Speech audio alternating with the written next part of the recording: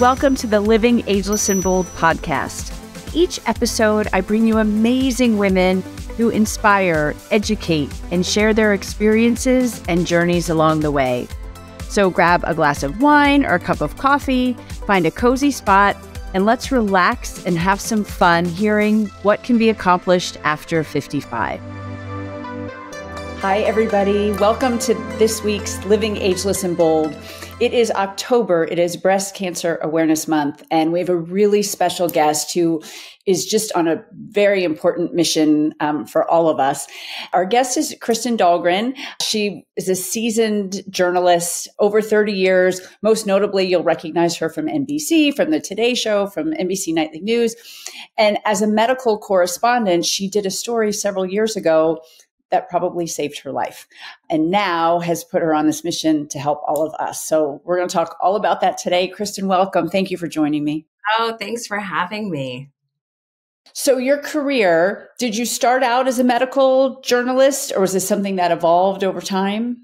No, I started out doing weather in Binghamton, New York, and I was terrible at that, but it was the only job I could get right out of school. No, I think I just, I was always interested in science, and it just sort of evolved that medical reporting really worked, especially as I got older, as I had a kid. And I loved it because you were always telling these really special stories about patients who were overcoming the odds, and doctors and researchers who were doing incredible things to save lives. And so I was just really drawn to that. And it became towards the end of my career at NBC what I was doing, I would say, most of. So let's talk about the story that, and it wasn't that long ago, right? About 3 years ago? Yeah, so I originally did the story in 2016. I had just had a baby. I was just back from medical leave, and I was sent out to the Mayo Clinic to do a story on a new study that said 1 in 6 women doesn't present with a lump when they get breast cancer. And so we interviewed someone, we talked to the doctor, and I moved on and went about my life. Breast cancer was the last thing really on my mind. We didn't have a family history of early onset breast cancer. I had had a mammogram in May of 2019. And then in September of 2019, it was my 47th birthday. So I always remember that date.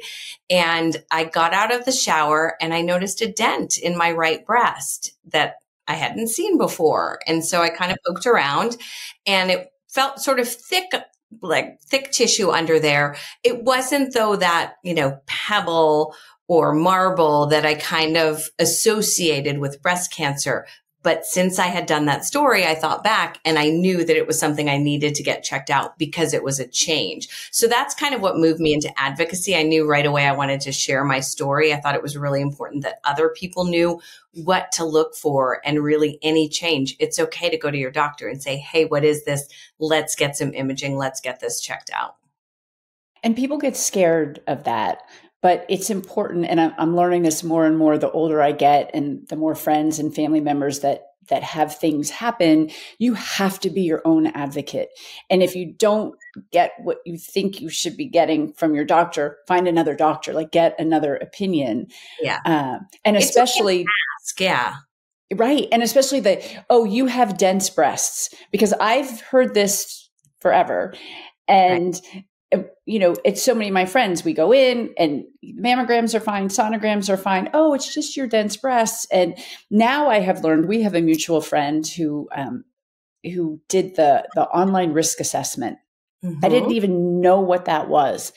And so you can go online, or your doctor can do it. And again, my doctor never even brought this up to me, but my family does have risk factors. And I actually had a pretty high number, and thank goodness went in for the MRI Friday and it was clean. But being proactive that early is really important. And she did the MRI and had early breast cancer. And had she not done that, who knows if they would have found that. So it's really important what you're doing now, and educating and having women, get your mammograms, get your sonograms. And if you still are concerned, there are other things you can do.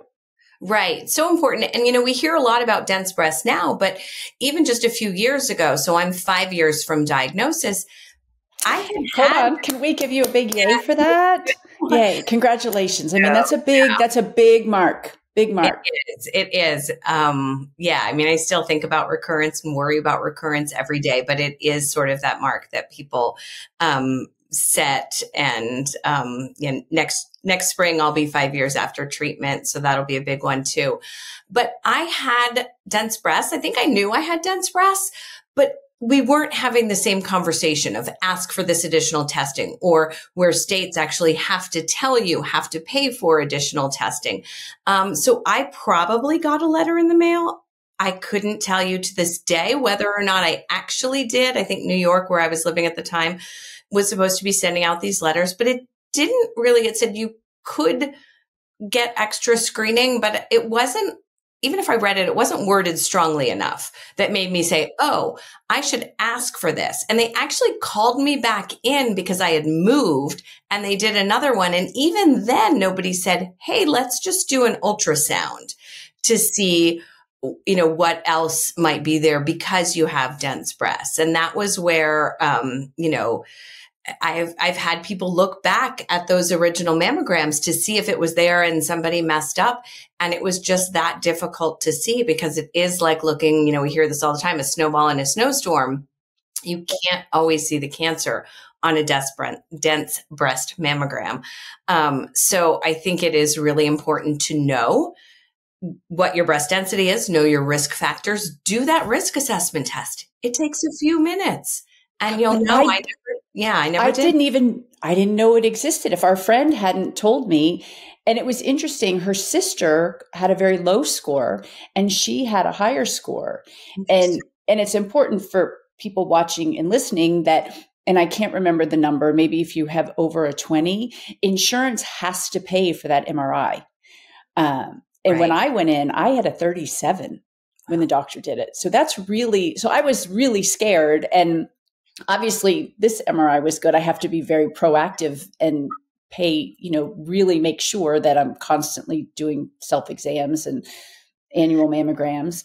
Yeah, we all do. And we're so busy and it's easy to put it off. I mean, at the time I had a 3-year-old and I was busy. I mean, I literally went and got my diagnostic mammogram and ultrasound when I saw that dent while I was covering a hurricane. I was on the Outer Banks of North Carolina, but I knew enough. And my husband had just lost somebody to a different cancer and was like, can you please go get this checked out? And because of that, because I knew, I really was proactive. I called the hospital. I said, could you fit me in? Maybe somebody's evacuating who canceled.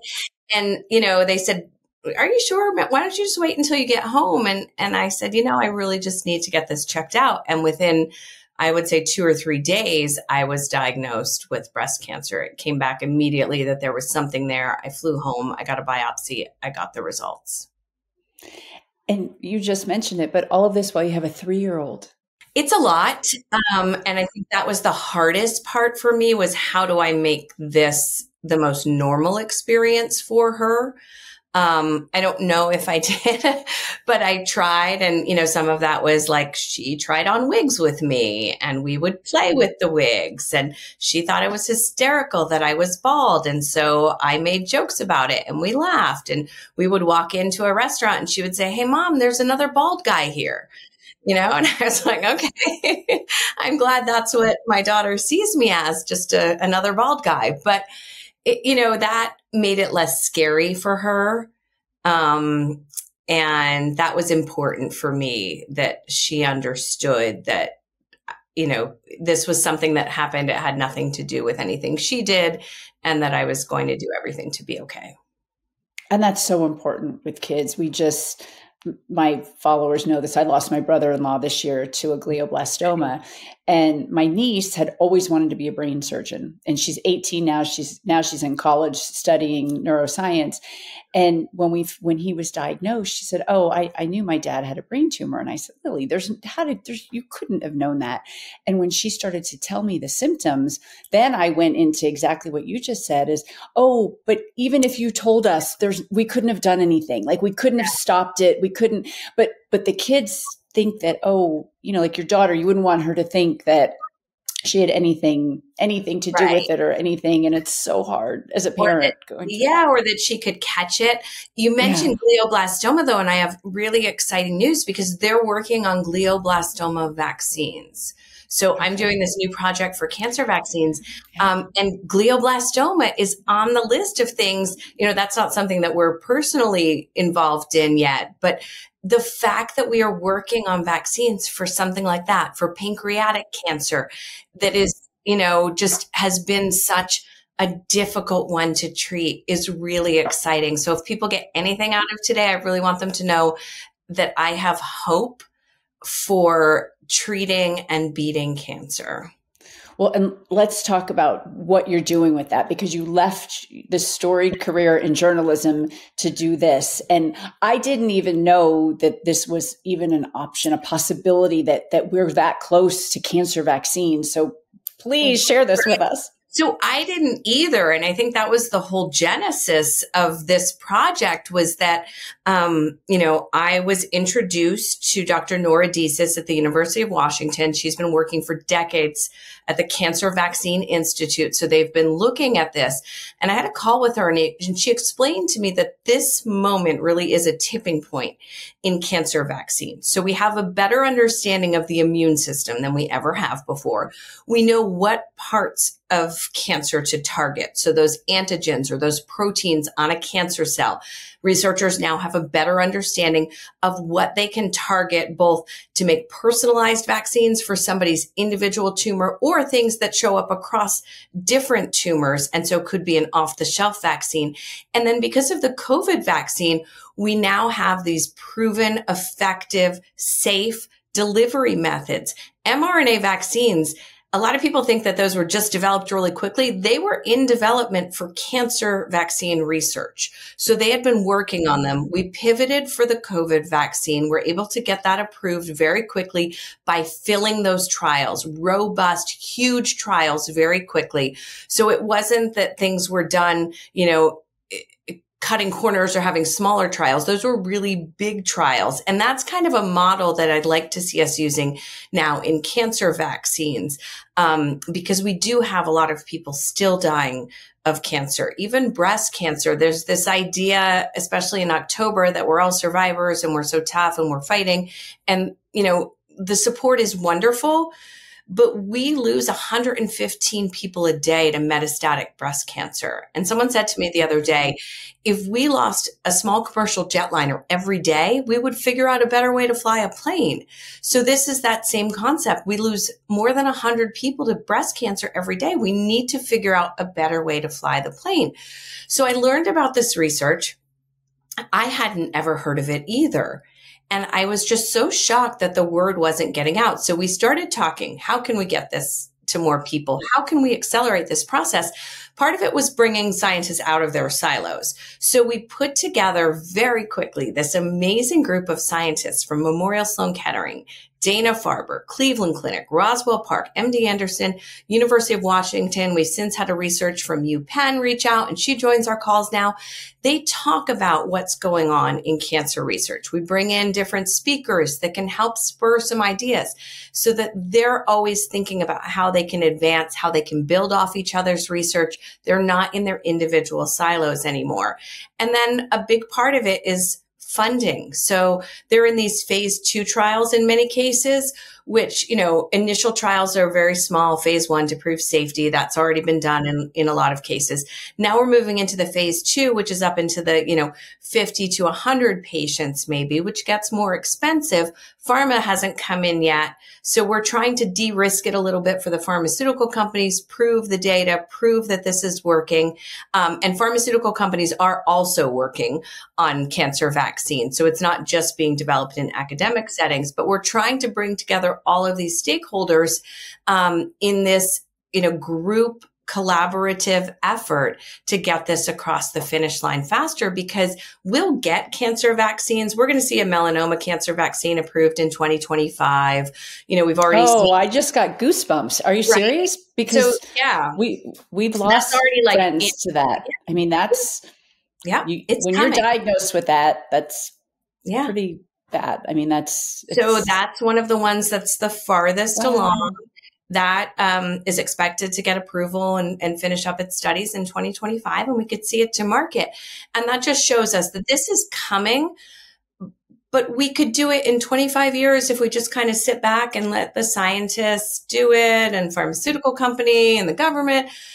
But really what we're learning is that patient advocates can take a much more active role and sort of change the paradigm in this. We see it in like mothers of rare cancers who single-handedly raise the money to research their kids' disease. And so we can do the same thing. And I feel like if everybody comes together and really insists, especially in this mostly women's issue of breast cancer, can we stand up and say, there are better options? So why do we have, amputation and toxic chemotherapy? I'm grateful for both. They kept me alive. And people in these trials still get standard of care at this point. But, can we advance this and move this forward so our immune systems also can fight the cancer? And so that's what Cancer Vaccine Coalition does. I invite everyone, to check out our website, to join us, cancervaccinecoalition.org. I think together we really can create a movement where this has to happen and we save hundreds of thousands of lives. And if it's someone you know how important that is.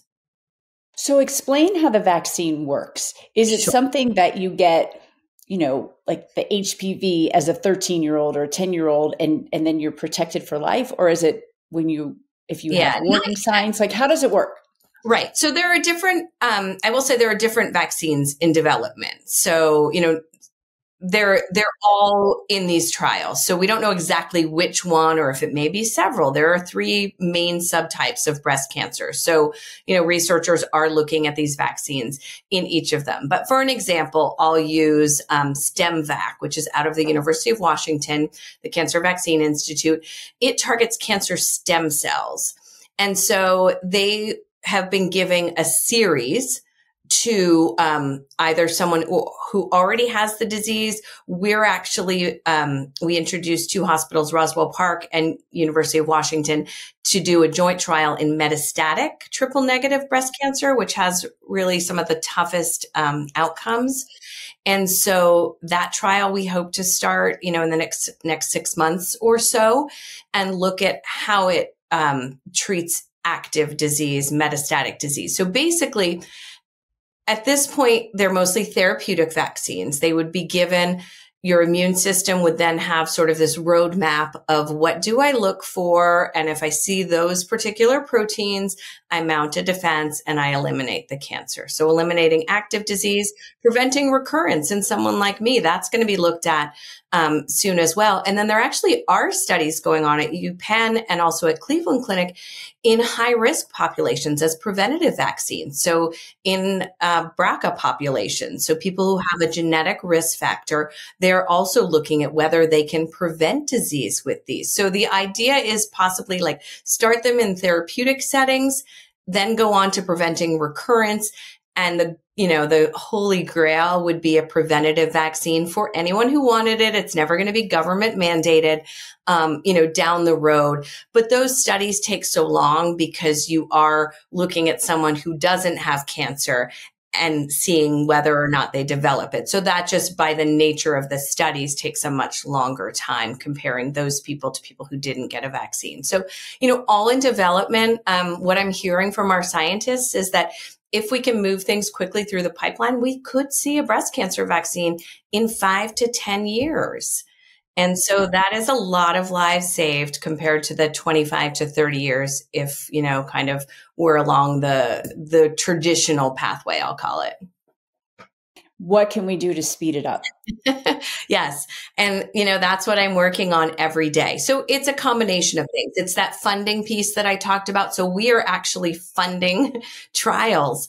I went to the government and I talked to the Cancer Moonshot and I talked to the NCI and NIH, and they all said at this point they didn't have the funding for it and that they loved the idea. And if I kind of funded it, they could help with some of the trials. So, Not the ideal solution, but here I am trying to raise money. I've got my tin cup out and, we can actually fund these trials, get data, and that really moves it forward.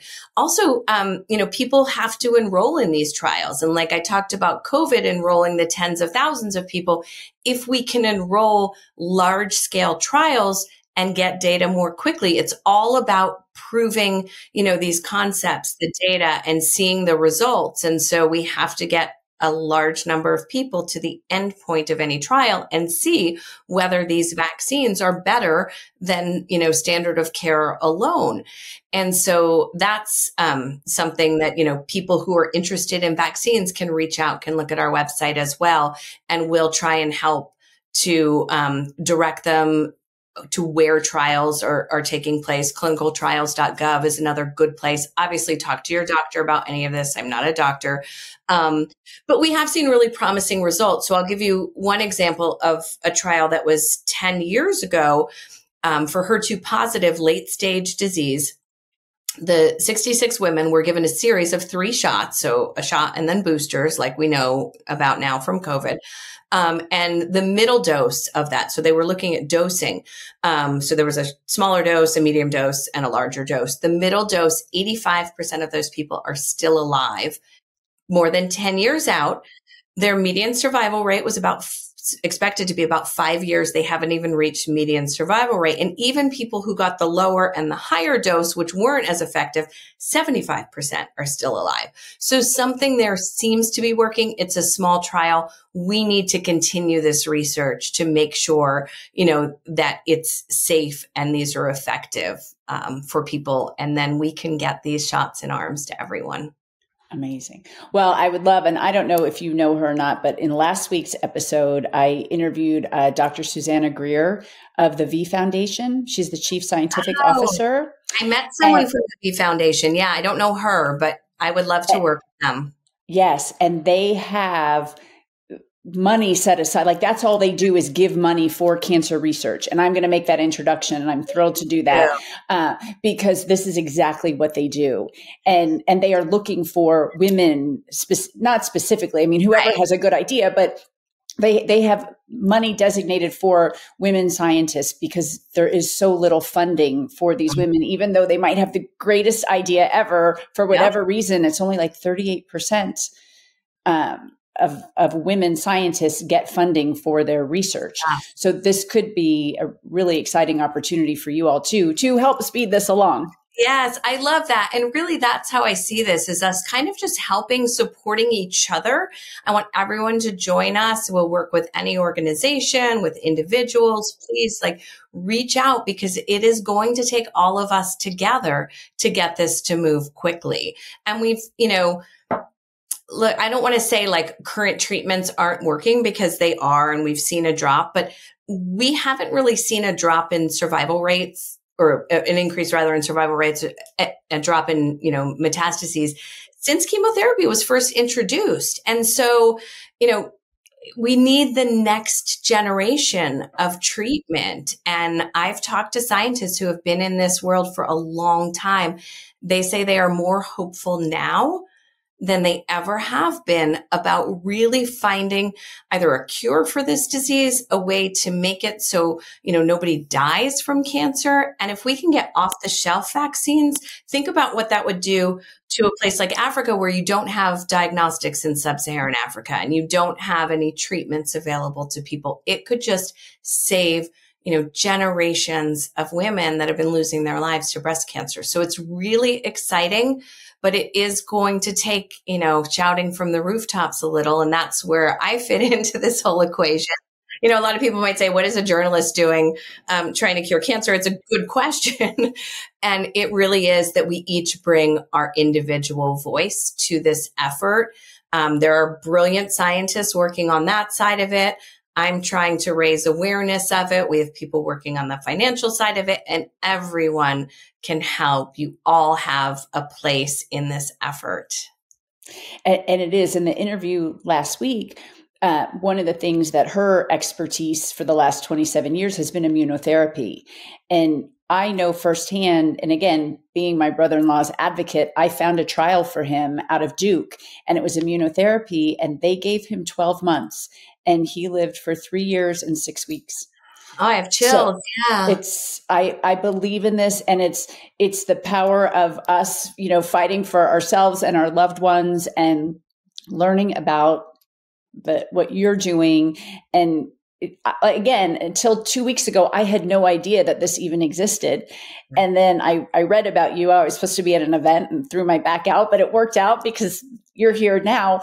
But I had no idea. And I feel so many people don't have an idea. So I'm going to think about too, how I can help. Thank you. Get the word out. Science is amazing. And we really are unlocking these things in our bodies and ability to heal ourselves and support the body in healing. Like our immune systems, most people immune systems are fighting off cancer.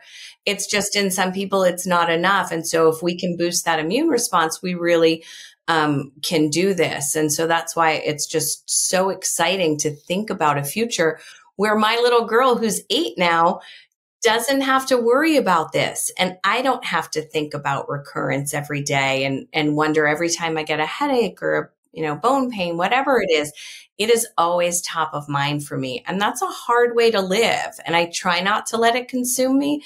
But I think anyone who's had cancer knows that feeling that you're kind of working on cancer time and you've been faced with something that could end your life. And you really want to make a change in that and make sure that you give yourself the best chance. We have a Give Us a Shot campaign going on right now. The other thing I would encourage people to do is, we've been making videos, but you can make your own. And we're asking people what they want a shot at in life. So it's not just the physical shot of the vaccine, but I really want a shot at watching my little girl walk down the aisle or graduate high school or, being with my husband for anniversaries and being here for my family. Everybody deserves a shot at all those hopes and dreams they have in life. And that's what we think this vaccine or these vaccines can give us. And so, if you've been impacted by cancer or you want a shot, give us a shot is the tagline. Tag us on Instagram or post it. And we would love to see what all of you want shots at. Oh my gosh. I love that. And sadly, every single person listening to this or watching this has at some point in their lives been impacted by cancer. And we all know somebody.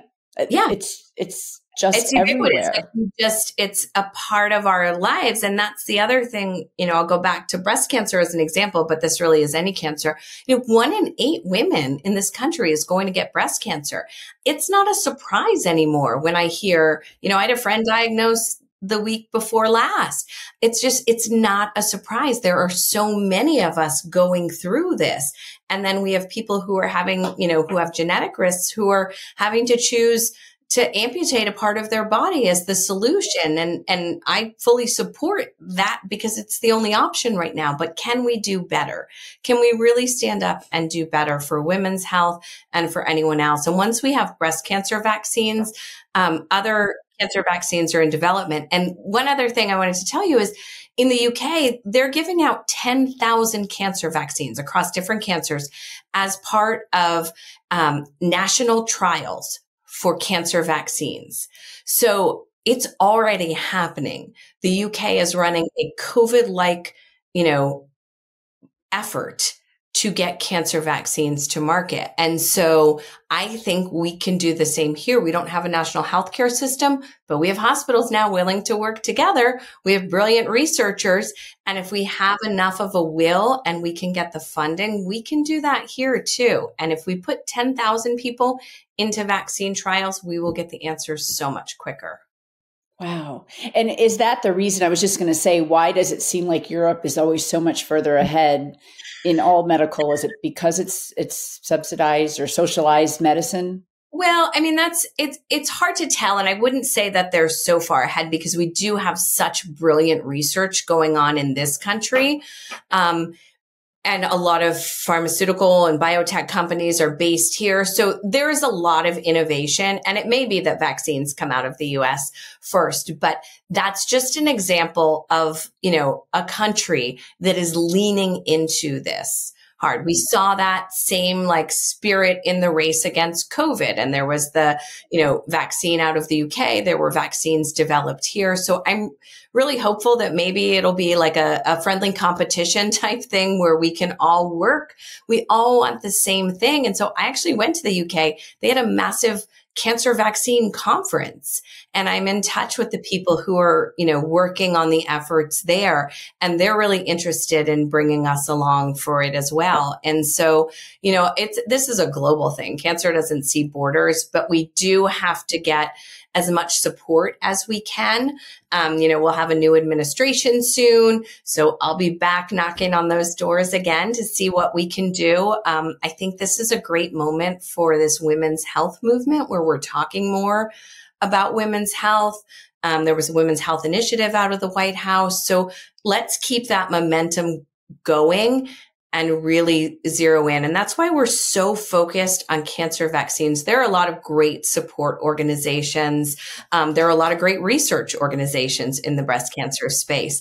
And I donate to them still, but it is where we can just zero in on vaccines and stay very focused.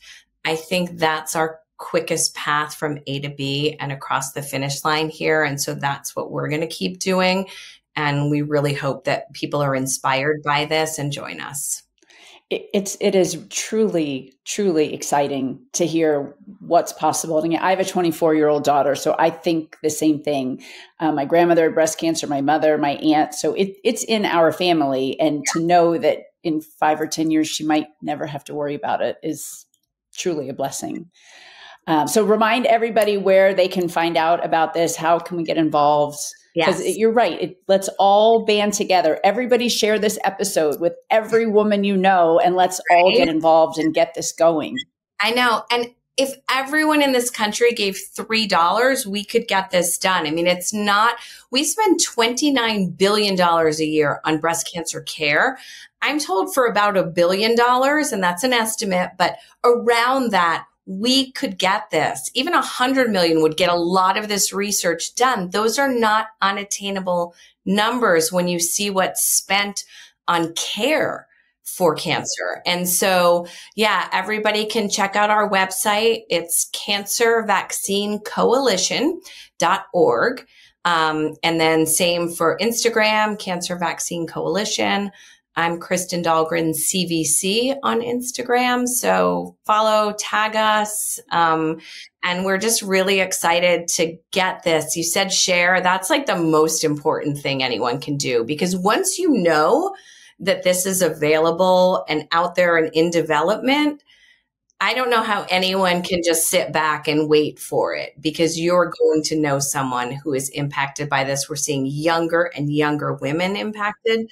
I get letters every day from people who are stage 4 and need these vaccines because they have no other, options down the road. And so it's really important that we do this as quickly as possible. The chairman of Moderna made a good point at a conference I was at. He said, why did we put so much more emphasis on people who died during COVID? Not that we shouldn't, but can we do that same thing? We saw 10 years of research condensed into 8 months. And so we know that if we work together and if we have support and if we have communication, we can get things done quickly in this country. And it's just too important not to. Right. And we're women, and women get shit done. If we band together. Yes. So I wrap up every episode with the same 2 questions. What is the greatest thing you've accomplished since you turned 50?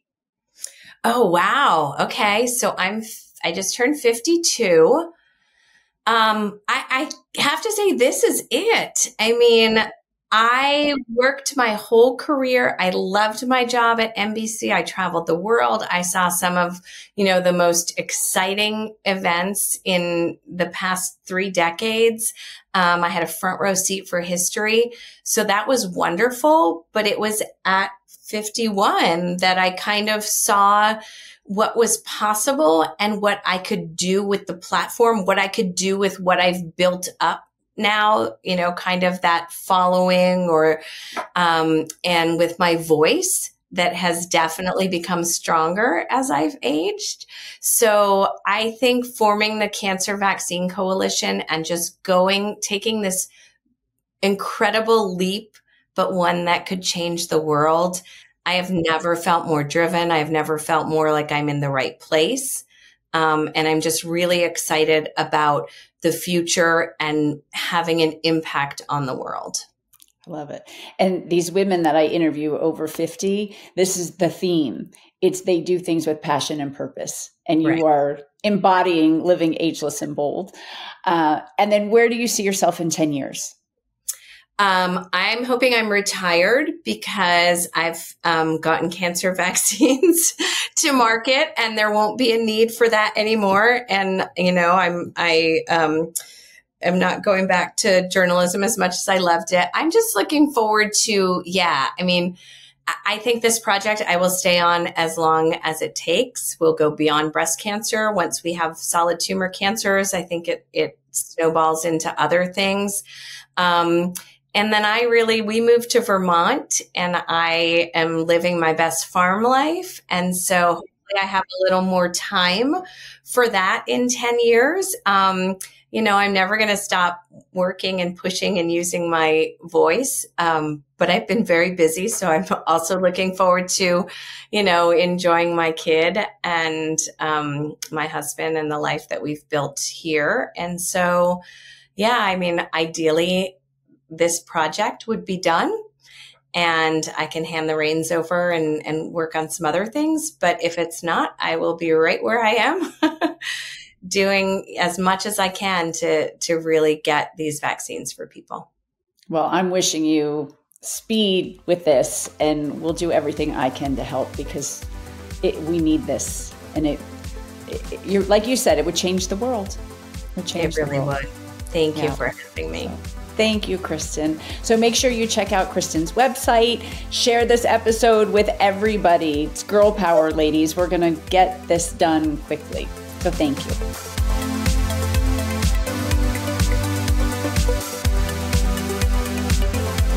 Thank you for listening or for watching this episode of Living Ageless and Bold. If you haven't already, please make sure you hit subscribe. And if you like the episode, I hope that you will give us a great review. You can also head over to livingagelessandbold.com and sign up for information, inspiration, and exclusive opportunities for us, women over 55. Thanks for listening. And remember, no matter what you do, keep living ageless and bold.